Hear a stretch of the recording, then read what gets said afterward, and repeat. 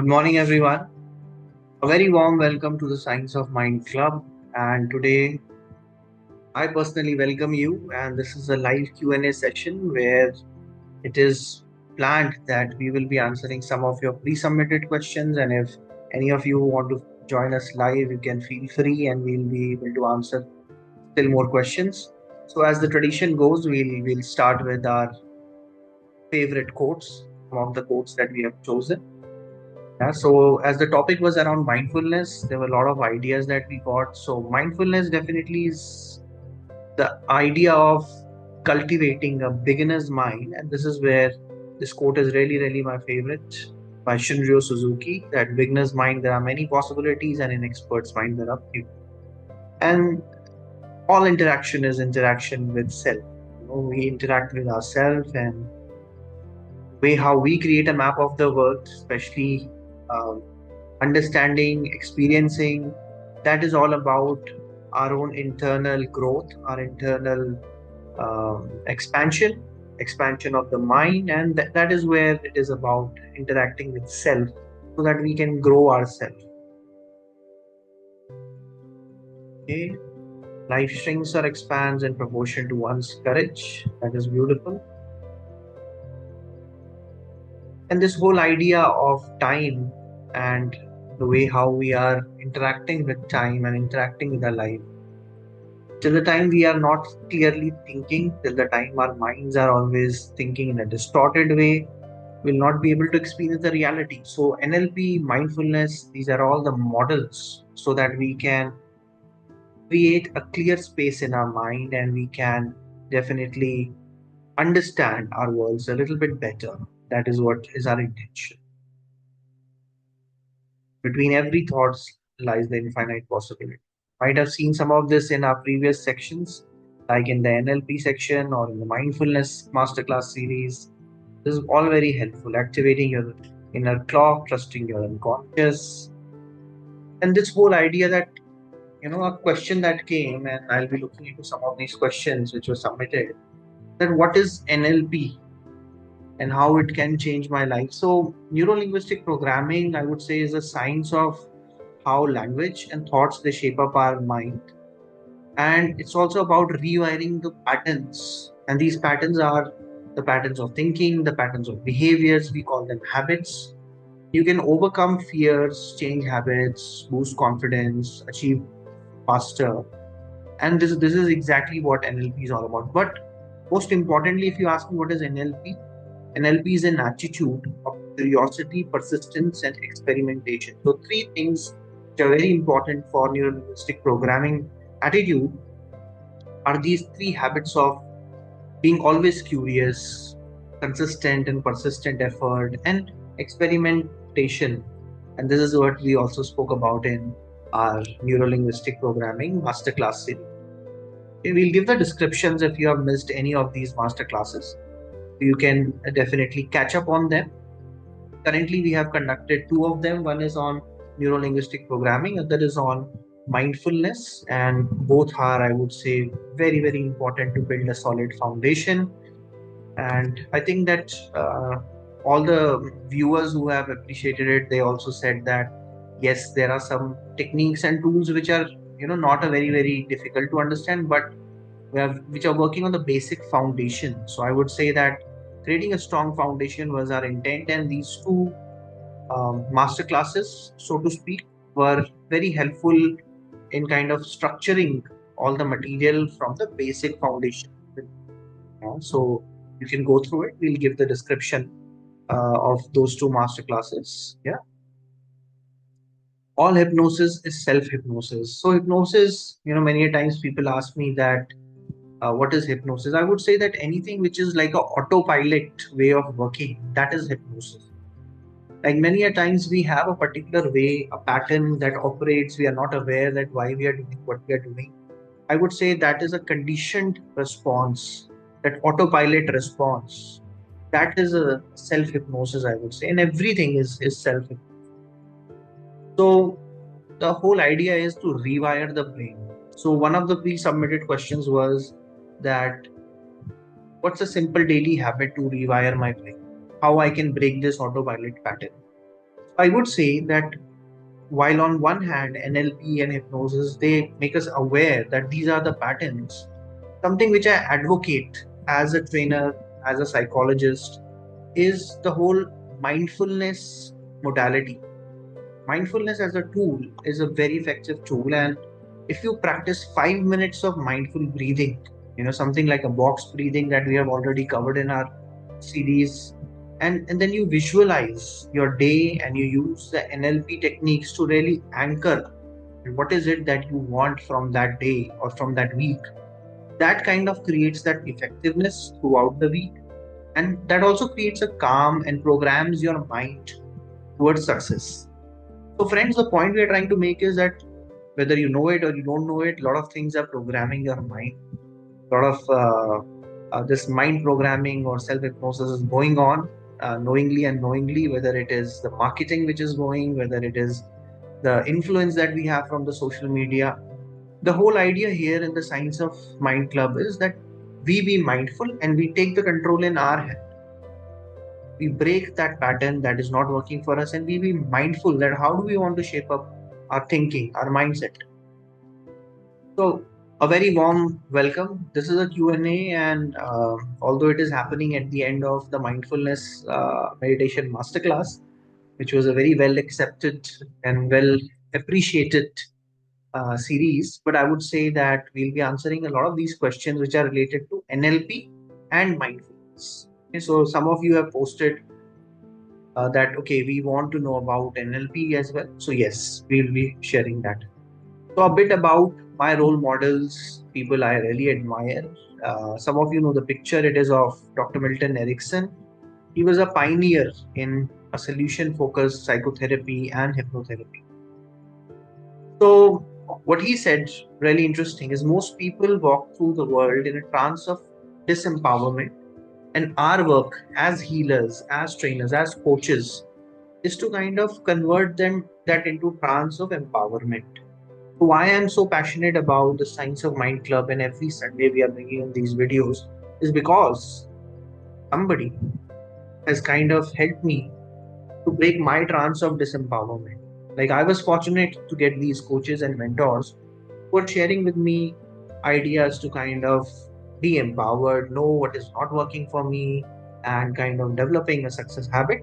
And similarly, I'm hosting this space, this community. I'll call it a sacred space where we can learn something and we can apply. And when you change, when you transform, you just pay it forward. These are some of the mentors whom I'm really, really thankful to in my life. Uh, we have Dr. David Lincoln, the late Dr. Lincoln was one of the key figures of neuro-linguistic programming in India. And I learned a lot of things from him, especially the Ericksonian hypnosis, especially the master patterns of neuro-linguistic programming. I all owe it to Dr. Lincoln.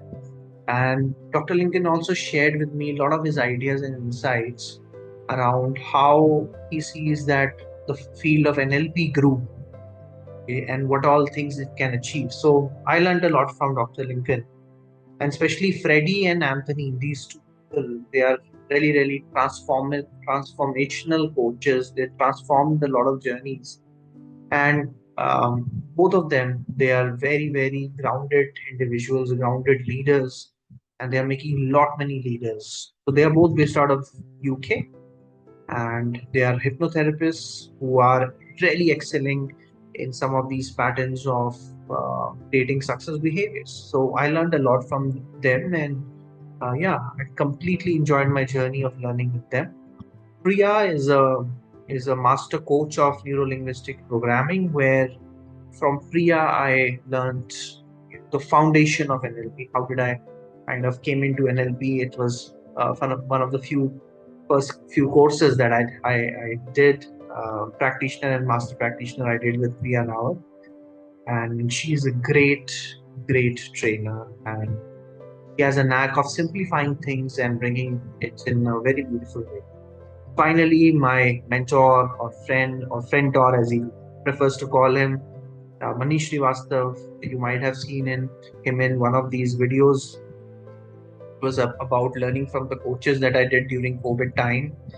Manish is definitely a leader who is leading from the heart, and he is the mindfulness expert. He specializes in something called as social presencing theater, which is one of the key techniques that has emerged from MIT and the work of Dr. Otto Scharmer and few others, and really great insights on understanding the human mind, and he brings with him a lot of zen like wisdom. So I truly admire his coaching, that he has kind of shared his wisdom with me. And friends, a key question that also comes to us is that when we look at our journey, how important is the role of a coach or a mentor? I would say that we are the product of the coaching and the mentorship that we get. If today you are not getting any mentoring and coaching, please reach out to people whom you admire, who you think can be good teachers to you, good guides to you, because we are the sum average of the five people who influence us. So who are the five people who you want to learn from? And as Tao Te Ching says, that when the student is ready, the teacher will appear. When the student is truly ready, the teacher will disappear. We definitely need to have a space where we are connecting with our mentors, our teachers, and definitely, that is very important. This has been my journey so far. Really humble background. I went to Delhi University, Sri Venkateshwara College, and then I did psychology. And on a pro bono basis, I used to connect with people and do these sharing workshops. And I also wrote a book which was on mindful leadership. And this is where, when I shared my ideas with people, I saw that people changed, they got a benefit, they definitely got a new way of looking at things. And that is where, with all that passion, I'm still learning. I'm still learning from some of the stalwarts of this area of psychology, NLP, and mindfulness. And I'm more than happy to share whatever I'm doing. So this is our Sunday club. You can scan the QR code. The idea is that we want people to be helping more people and coaches to create more coaches. Every Sunday we are connecting on a Zoom call, so to speak. And also I share the video for those of you who cannot make it to the Zoom call. You can just catch up on the YouTube channel. And the whole idea is that we all learn, we all grow as a community. If you're still curious, it's a community of people who are really positive, learning, applying the techniques, learning on the go, sharing this knowledge. And there is a website that I have prepared. You can just go through it and stay curious. Okay, so, starting with some of the questions, I'll start to take about neuro-linguistic programming and mindfulness, which is the topic today. Okay, so Abhishek is asking that, how do I stop negative self-talk or inner criticism? I think, Abhishek, that's a great question, and I received it, and I would say that negative self-talk, or the way when we are just kind of sabotaging our own way of thinking, our own way of growing. I think that's a big challenge. A lot of times we start comparing ourselves with people around us, which is something not very useful. So I would say that first you become aware of what are the patterns that are there of this self-sabotaging behavior. That's number one. And mindfulness is a great technique to do that. And second, you use the NLP reframing techniques to challenge and transform that voice. For example, the voice is in your mind saying, I'm not good enough, I'm not growing every day. What is this voice sounding like? So we shared about submodalities in NLP. Modality is one of my favorite topics. If that voice in your head is a voice of authority, then your self belief starts to shake. But let's say if you change that voice to the voice of Mickey Mouse, suddenly that negative self talk feels like really funny. Okay, then you can just push it away.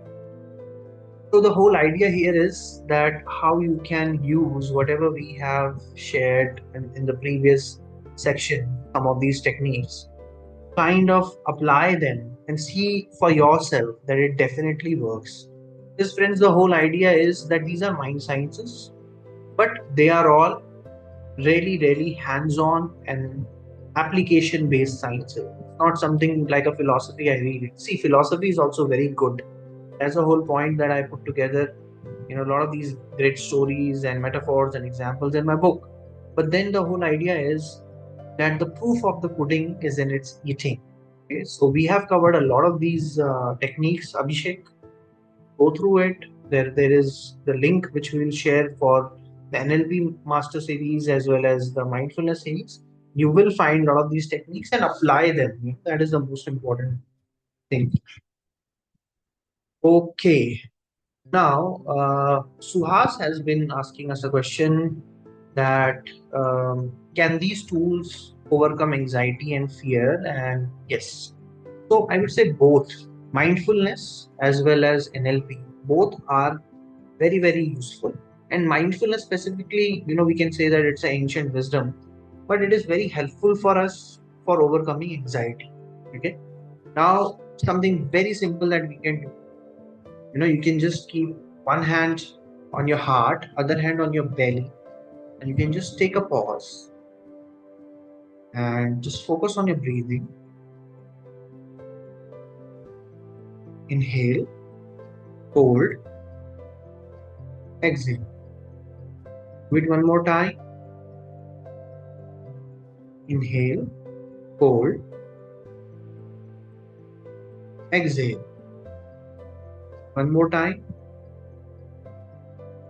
Inhale, hold, exhale. So take a pause. What just happened is that with this simple breathing technique, you have centered yourself and you have calmed yourself. If your anxiety level was here, after this technique, you will find that it is somewhere here or somewhere on the ground, completely relaxed. The point I'm trying to make is that it's not rocket science. Although I can say things like that, okay, with mindfulness and with box breathing, you are activating the vagus nerve and it is the parasympathetic nervous system that gets activated. We can say all of that. But the most basic thing here is that it is called as breath work. It is called as mindfulness meditation, coming back to the breath. And it is so simple, kind of interrupt that anxiety and fear pattern and just connect with your inner calmness and inner strength. So yes, mindfulness definitely help you detach from this emotion, this negative emotion of anxiety, fear. And on the same hand, at the same level, you can use NLP tools like anchoring we have spoken about, rewire your fear-based responses. So as if you have further questions, you can get in touch with me. I will be sharing my contact details on the description. I'm really happy to share a bit more about it. But that is where um, in the limited time that we have, I want to share for your question that yes, it is definitely workable and we can rewire that anxiety and fear. So hope that answers your question. Now, some of the people say that what is the current relevance and how relevant are these techniques? I would say that very relevant for the current. But two reasons. What are the two reasons I would say? Number one, there is a lot of digital burnout which is happening. And number two, people are getting this problem of choices where they have a lot of these, overwhelm that, it's not about just limited things we are spoiled by our choices. So a question that I received from Rakesh said that how can mindfulness help with digital burnout and screen addiction? So mindfulness, it not only helps you becoming aware that where you are having a pattern of compulsive scrolling, digital overwhelm, but also it complements with the techniques like pausing, breathing, checking in, so that you can regain that control and you can reconnect with your inner self. So I think that is very powerful. Second thing in NLP, I would say is that NLP is helping you kind of future pace. Okay, so one of the powerful visualization techniques in NLP is future pacing. If currently you are watching so many reels, so many things on social media, what is the future which you are imagining? How it is impacting your future goals, how it is impacting your future outcomes. If it is negatively impacting, then you must stop. Okay, so and stop can also be an acronym. Stop, take a breath, okay,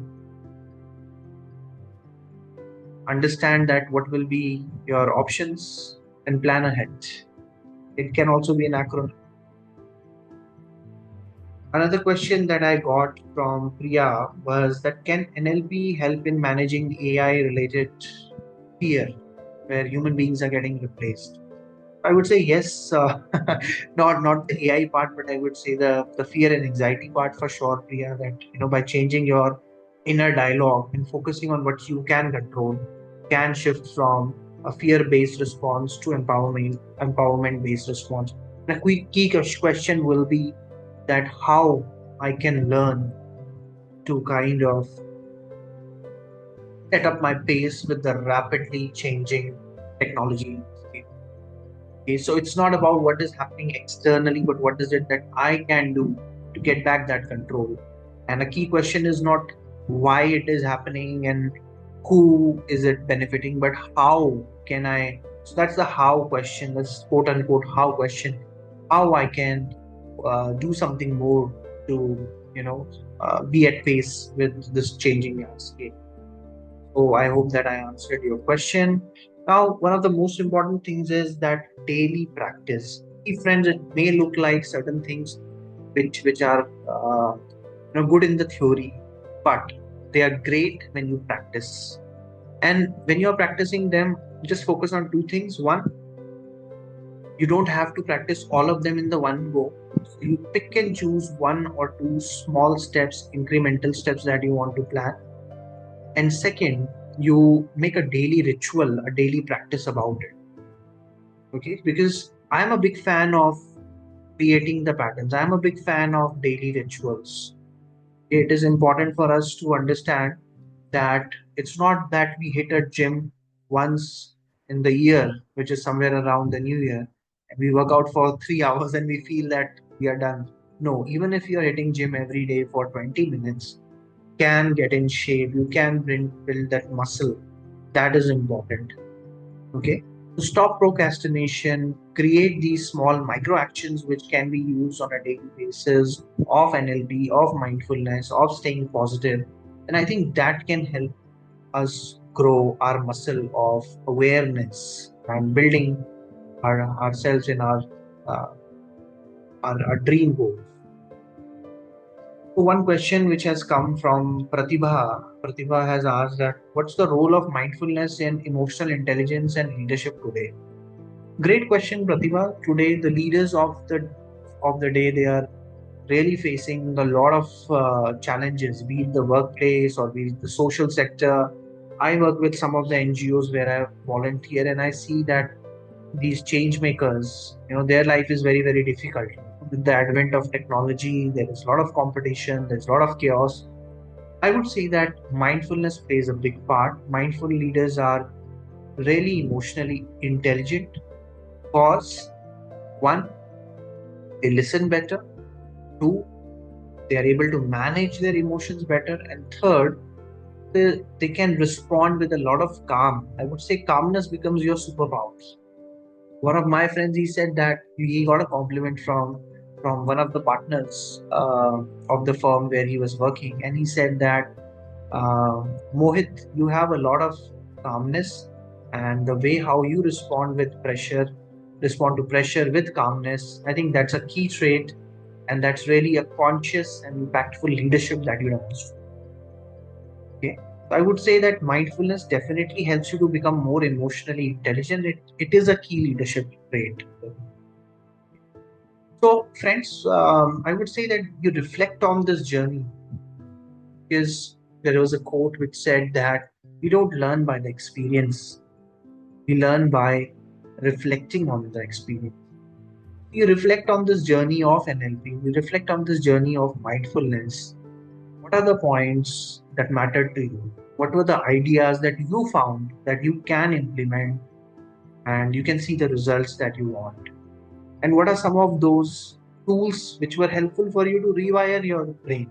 Okay. We did a 10-part series on mindfulness. We did a 10-part series on NLP techniques. 20 such great ideas we have shared.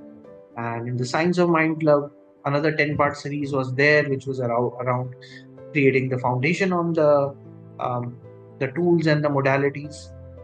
I would say that great material is already available on this channel, but you think that what is it, and you reflect, what is it that you want to apply to be better? What is one area where you would like to apply one or two things? And an idea which I want to kind of also table with you is that this whole idea of getting help. Now, it's not a bad thing. It's not a bad thing when we raise our hand and say that, hey, I need help. One of my heroes, Marshall Goldsmith, says that even being the number one leadership coach in the world, I can raise my hand and say that I need help. I think that's the authenticity with which we need to connect. There's a lot of help around, a lot of guidance around. Okay? I will be happy to do pro bono coaching, whatever time that I have over the weekends. If any of you want any help in any of these areas, I'll be more than happy to coach you, guide you, you know, as a pro bono. This is absolutely free. You don't require to pay anything. But the whole idea is that at least we should raise up our hand. Sometimes, you may not need a coach or a guide or a teacher, but what you need is an accountability partner. Some of the healthy habits you want to form, that will require some sort of a friend or a coach or a guide being that accountability partner and giving you that nudge.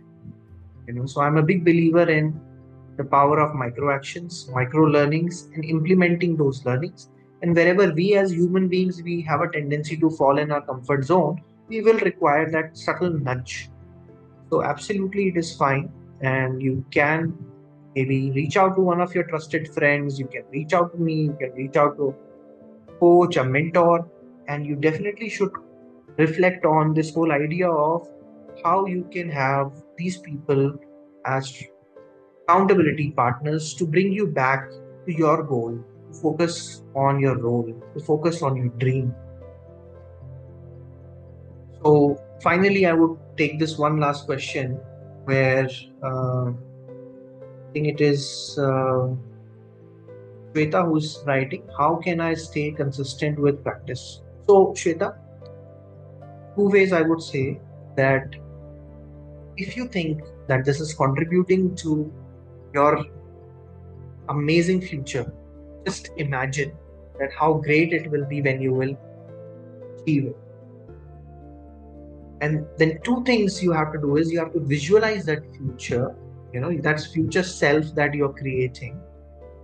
And to stay consistent, two things: make it fun and you make it a ritual. This daily practice or ritual, or in Indian tradition, there is something called as dincharya. I'm a big fan of it. So use cues in your daily life which trigger a 5-minute routine, a 10 minutes routine. Track your progress. Join accountability partnership communities like this one, the Science of Mind Club. Create those micro actions. Write a gratitude journal towards the end of the day. And make sure that you're constantly getting that support and inspiration, because inspiration is like taking a bath. Not that I take a bath just on one day and then I take it a week after. You daily need it in your schedule, in your routine. So my 2 cents of advice is that this is the 20% that will give you 80% of the results. That you to stay consistent, you make the journey fun, and you get connected with people can definitely help you to enjoy that journey a bit more. You have these micro actions, these daily routines, daily practices, which are just like a ritual, and it does that. Okay? So I would like to share with this amazing community of learners that whether it is NLP, whether it is mindfulness, it is only about two things. focus and energy. We have to manage our focus, we have to manage our energy. Our focus, fortunately, unfortunately, is getting so much diverted, but with the techniques and the tools of mindfulness, positive psychology, neuro-linguistic programming, we bring our focus back day after day to what? To our goals, to our future self. We manage our energy so that our energy helps us expand in the directions which we want to expand, not in which somebody else wants to take us. So I wish you all the very best. This was a Q&A session and I have answered some of the questions. For those who have not been able to take up your questions, please feel free to write to me on my email, which is selfmasteryzone@gmail.com. I'll be more than happy to kind of connect with you. See, the whole idea is that as I have learned some of these ideas, tools, techniques from my coaches and mentors, I will be more than happy to kind of share it with others. And the journey ahead is absolutely fun, absolutely exciting. We will be sharing more. There is a special series which I am planning. There is already a podcast which is going on these days, which is about 100 coaches. Okay? And it's an important podcast. The first 10 episodes are already out. We have connected with some brilliant trainers, brilliant coaches, and some of the brilliant change makers of the world. So you do connect with them and you do connect and watch that series, and you will find a lot of learnings. And definitely, I would like to express my gratitude for all of you for sharing your time, sharing your questions, being really, really committed for this positive community. So the journey ahead is absolutely fun. Take care of yourself, you take care of your parents, take care of all those who are around you. I wish you all the very best. And if you want to learn more, definitely there is a Udemy course which I have. There is a book that I have written which is there on Kindle. And I'll be available for some pro bono coaching over the weekends if some of you have any questions. So enjoy the journey, enjoy the process. It is absolutely fun. And thank you so much. So these are some of the pictures from uh, some of the last workshops that I have done.